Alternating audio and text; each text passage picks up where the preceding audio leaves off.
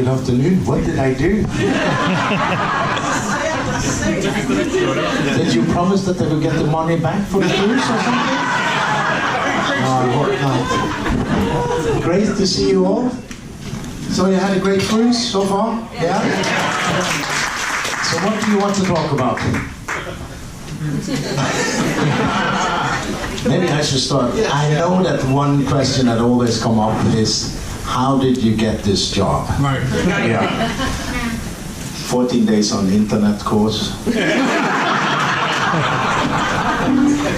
sit so far back. Just do that so that these people can see. Yeah, well, that's a good idea actually. As long as they see my back, yeah.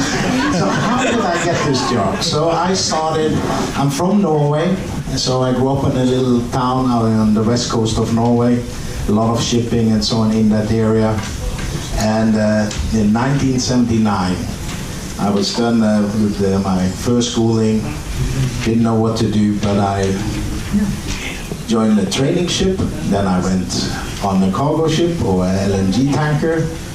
Wanted to go to America, I wanted to be in construction, so I was going to do it old-fashioned way, jump on a ship, work my way to America, jump off the ship. Didn't work out at all. But I liked the lifestyle. I was on that ship, we went to the Persian Gulf, Far East, and so on. Continued working on ships for 3 years. At that time, you needed to do 3 years on ships before you could apply for the second officer school. After 3 years, I applied, got in, got the papers, then went into the Norwegian Navy Academy, and then worked in the Norwegian Coast Guard for 9 years. They also paid me to go back to take my unlimited master license. And in 1991, I was a second lieutenant, second commander on the Coast Guard cutter in the North Sea, and we were doing very little speed, but there was 40 feet waves going up and down. Actually, when you were sleeping, you had to push your hands so you stayed in bed and so on. The ship was smaller than, we are wider than that ship was long. So I thought, being here with 20 guys, there must be something better to life than this. So I joined Sun Viking in 1991, the Nordic Prince, and have enjoyed the lifestyle since then. Was on this, then I was second officer, first officer, chief officer. During my time as chief officer, I lived 1 year in France during the building of Rhapsody. So I got to see that ship being built from the first block till she was all finished product. And then I became staff captain, a lot of training under the way, simulator training, management training, and they even sent me to a psychiatrist. I'm very proud that I passed. The psychiatrist was Swedish, I'm Norwegian. Some of you understand what I'm talking about. And yeah, so I passed. If I hadn't passed that test, I would have applied for Jeffrey's job. Probably gotten it. And so then I had 1 year in Miami, because before they wanted to promote me to captain, they wanted to check me out, and then I got to see the operation from that side. And then in 2003, I had my first command, which was the Majesty of the Seas, then Mariner of the Seas. Some of you may recognize me from the time when we were here in Port Canaveral, sailing out from there.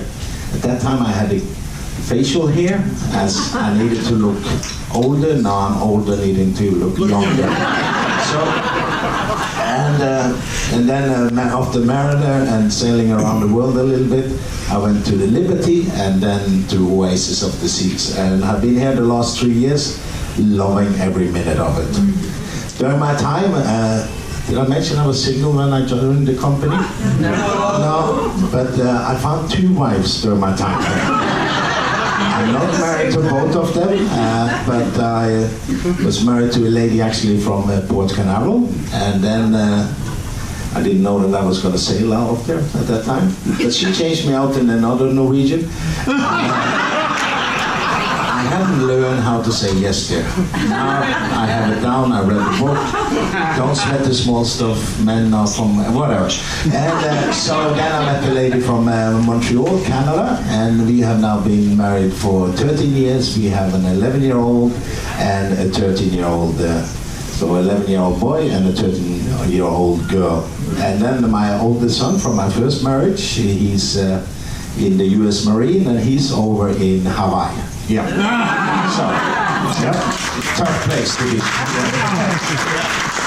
But he had to go through some tough times in Paris Island to get there.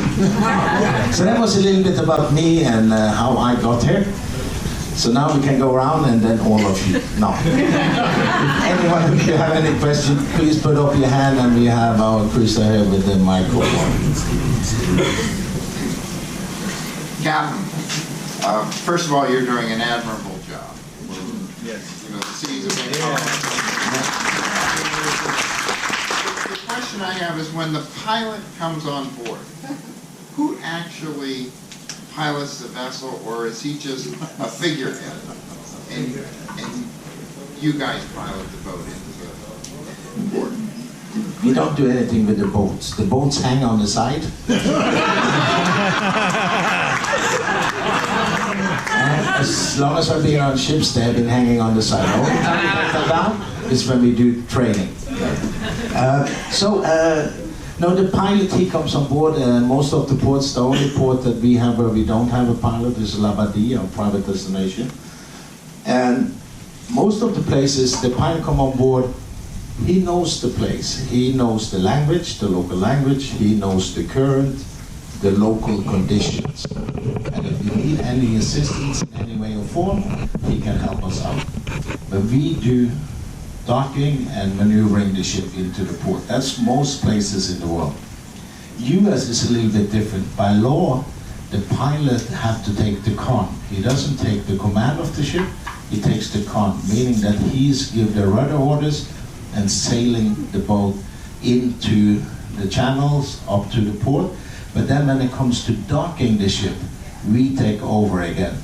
Because on this ship we have a lot of power, which is great, but also if you're not used to using it, you can easily make some dents. And that's go on my insurance, or the company's insurance. So there is a cooperation there. But I must say, especially in Port Canaveral and then all the ports in the US, the pilot there, they go to the same simulators. When we get new ship, they get updated. So they are very knowledgeable and we never had any issue. We have a good cooperation together. There is one place in the world where it's different, and that's in Panama Canal. Yes. They have their own insurance, and actually the pilot takes the command of the ship. So in the US, if the pilot do something wrong, run the ship aground, you know, that is my fault because I didn't take over before that took place. In Panama, I cannot take over the command because the pilot has the last word. Yeah. So that's how it works. Yeah. Sorry, is that Captain? Hi, Captain Perk. Smoothest ride we've ever been on. That's all. Thank you. I know you would have blamed if it wasn't, so I take all the honor for it. Yeah. How many hours do you and your staff take turns directing or guiding this big ship? So up on the bridge, when we are on open sea, like today for instance, there's not much traffic, good visibility. Then I have a first officer, second officer, and quartermaster on the bridge. So we have already decided where we're going to go. They have a little deviation they can do from it, but if they do large deviation, they have to call me first. Then when we get into port, then myself, I will be up there. And also another quartermaster. I have my second in command staff captain normally, or one senior officer, plus we add another person into the safety center.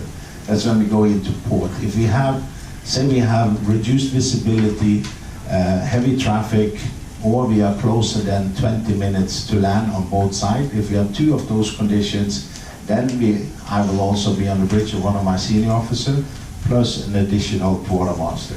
So you're manning the bridge all the time according to knowledge and experience. And also you don't want to be too many people up there, because then it becomes a social thing instead of following and making sure that all the instruments and everything are functioning the way it should. Hey, thanks for watching. I hope you enjoyed that video. If you did, be sure to like and subscribe to my channel.